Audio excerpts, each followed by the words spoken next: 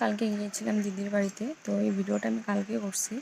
তো ওখান থেকে এসে এত বিরক্ত লাগছিলো যে ভিডিওটা আর ভয়েস দিতে পারিনি, এডিট করতে পারিনি। তো আজকে দিলাম ভয়েস, আজকে এডিট করলাম। তো যাচ্ছি দিদির বাড়িতে প্রতিরামের, দিদির বাড়িতে ছিল পুজো, তো ওখানেই যাচ্ছি।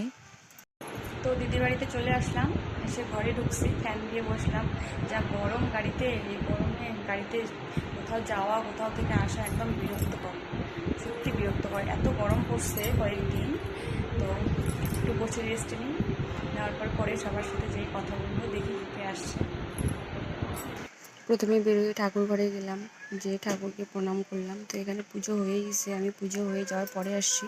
তো কালকে ছিল মঙ্গলচণ্ডীর পুজো, ওরা মা মঙ্গলচণ্ডীর পুজো করে। আর এইদিকে সবাই পুজো টুজো করে খেতে বসছে।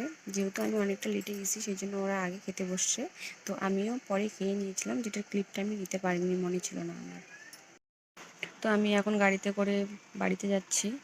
তো আমার আস্তে আস্তে একটু লেট হয়ে গেছিলো, যেহেতু আমি লেট করে গেছি। ওখানে প্ল্যান ছিল প্রথমে যাব না, তো ওরা ওখান থেকে ফোন করছে, তো ভাবলাম না যাই, না গেলে কেমন হয়।